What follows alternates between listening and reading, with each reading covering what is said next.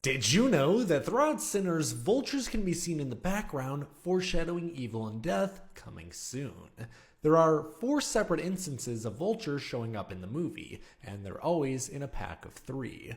The first is when we're introduced to Smoke and Stack. If you look in the background, you can see 2 of them circling the sawmill. It's only when the bad guy shows up that we see the 3rd vulture arrive with him.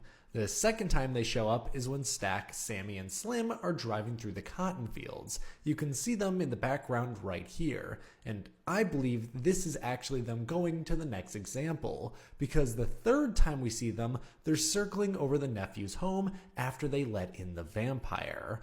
And the final time that they're seen is at the start of the juke joint, right when guests are arriving. You can see them here above the barn. Vultures have been used to symbolize and foreshadow death for over 10,000 years. You don't always have to reinvent the wheel. It's a cool detail in a cool movie. Did you know, for Animal Farm, made in 1954, that the entire production was a secret CIA propaganda operation? Years after George Orwell passed away, the CIA covertly obtained the film rights from his widow in order to turn the book into anti-communist propaganda. They even funneled over $300,000 into the budget through a shell company called Touchstone Inc., which was more than half the cost of the film.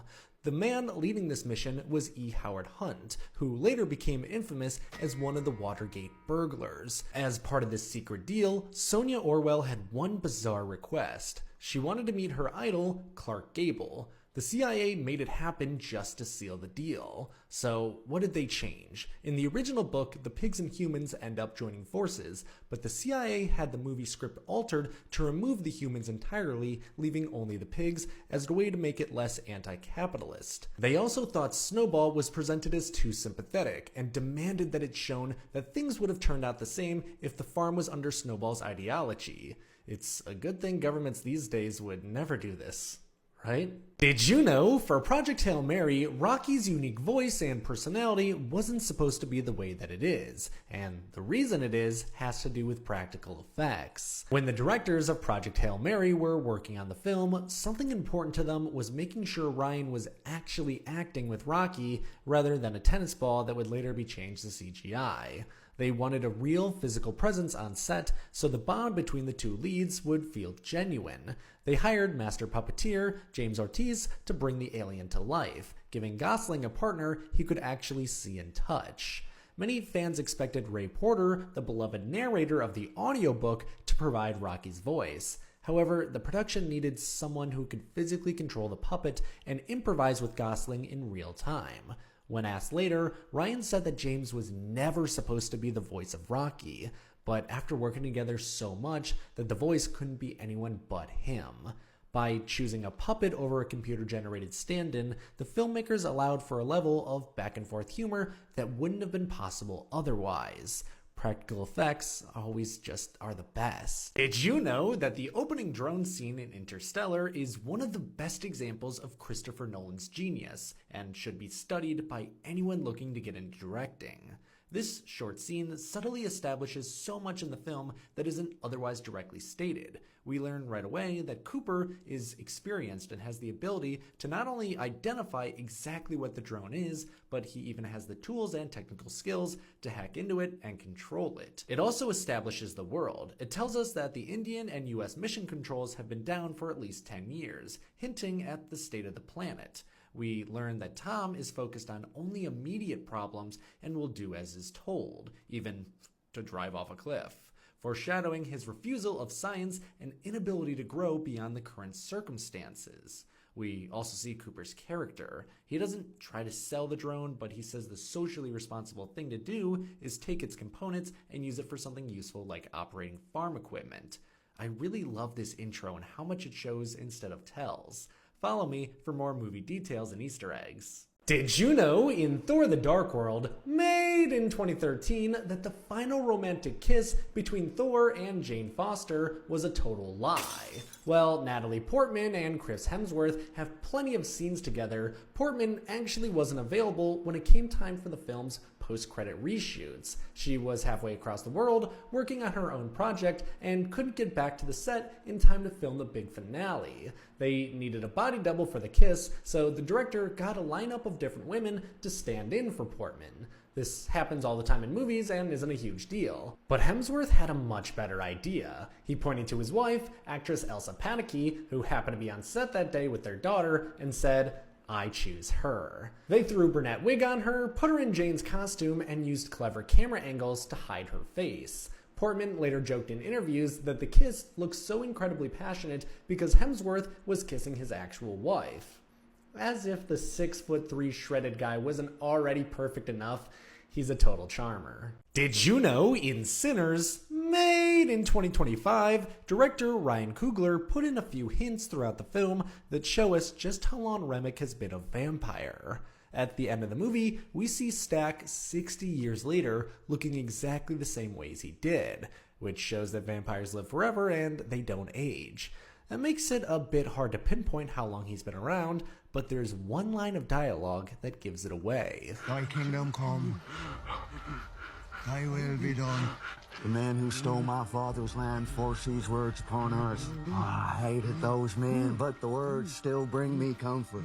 Ireland was not Christianized through conquest, but by missionaries like St. Patrick. But they would have recited the prayer in Latin. Remick specifically said, "forced these words upon us." The English version of the prayer was brought over by Cromwell as part of the conquest and attempted forceful conversion of the country. That was around 300 years ago, which makes the most sense in the context of the story and explains why he didn't get out of Ireland sooner. Did you know in Inglourious Basterds, made in 2009, that scene where Bridget is strangled was actually real? Director Quentin Tarantino was unhappy with how choking scenes looked in other movies. He felt that actors are rarely in any actual danger while filming them, so he convinced Diane Kruger to let him strangle her for real to get the shot right. Tarantino was worried that Christopher Waltz would either be too gentle or go too far. He insisted on taking matters into his own hands and did the choking himself. During an interview, he explained that he told Kruger he was going to cut off her air for a short amount of time just to see the reaction on her face. Kruger agreed to the plan and let Tarantino sit on top of her, where he then squeezed her neck until she actually lost consciousness. Luckily for the actress, Tarantino managed to get the footage she needed in just one take. Tarantino claims it was the only way to make the moment look authentic.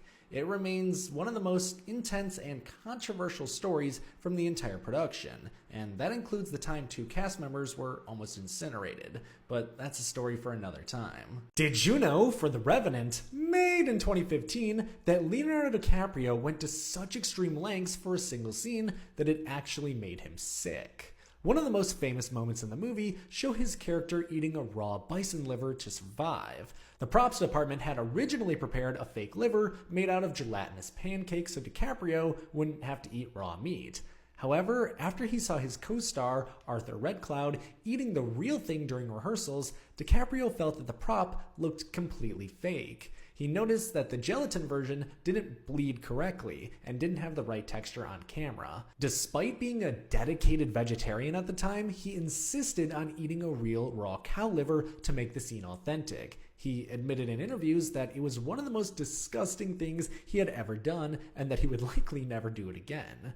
The gagging and nauseating reaction you see in the final film is 100% real. DiCaprio also had to eat raw fish and endure sub-zero temperatures, but none of that compares to the liver. Say what you want about the guy, but damn, he earned that Oscar. Did you know that the movie Scream was almost released under a completely different name? And I guarantee you've heard it before. The original title was actually Scary Movie. It was the Weinstein brothers who decided to change it near the end of production. They wanted a more serious feel for the film. Bob Weinstein felt that calling it Scary Movie was too tongue-in-cheek. He wanted the audience to view it as a real horror film before anything else.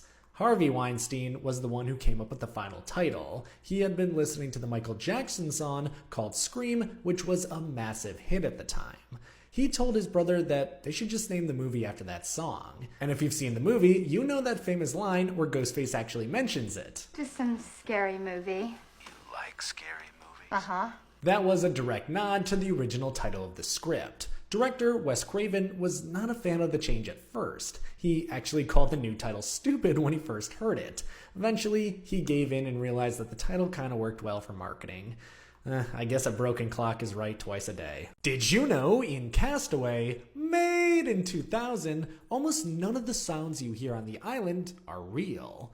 While filming on the actual uninhabited island, the crew realized that the ocean waves were much too loud. The crashing water was so overwhelming that it drowned out everything else on set. This meant they could not capture any usable audio while they were there. As a result, every single sound for the island and ocean scenes had to be recreated from scratch in a studio. This included all the ambient nature noises and the sounds of the ocean itself.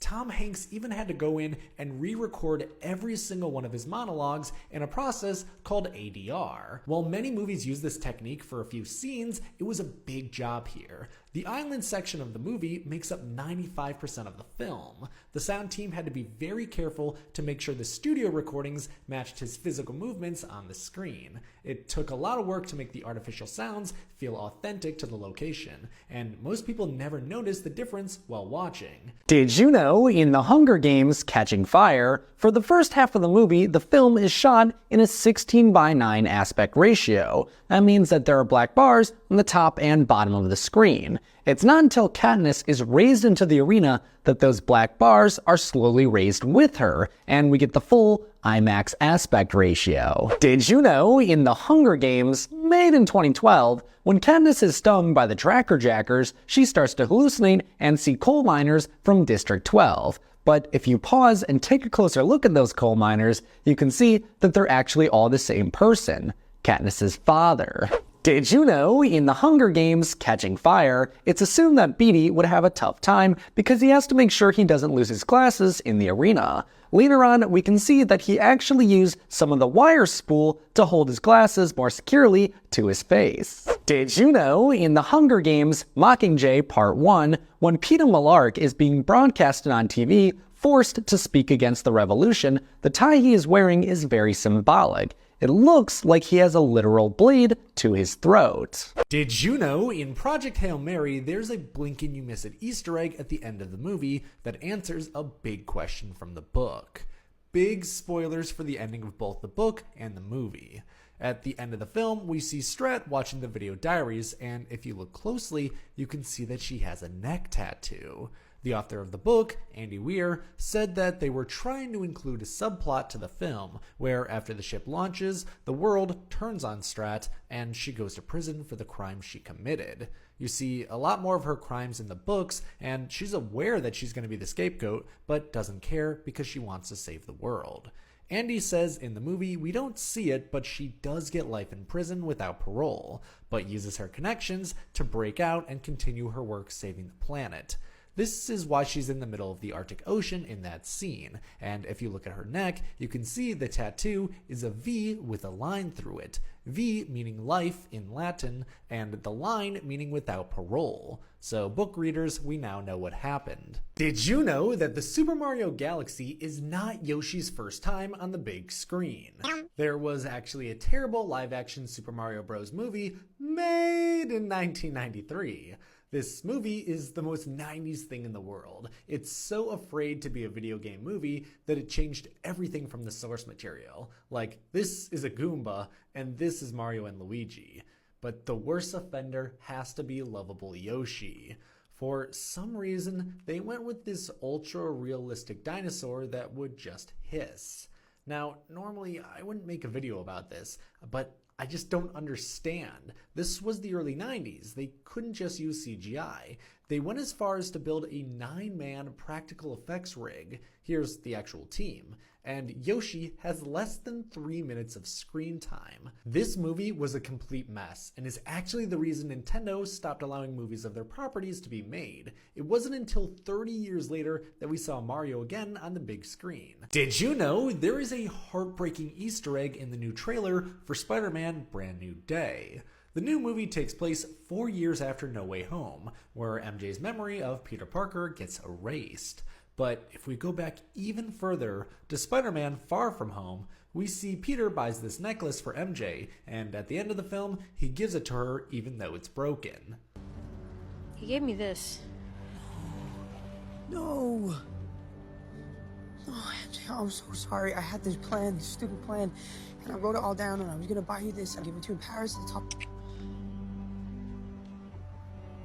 And we actually see her wearing that same necklace in Spider-Man No Way Home. But now, even though her memory is erased, at the very end of the trailer, we can see that she's still wearing that same necklace.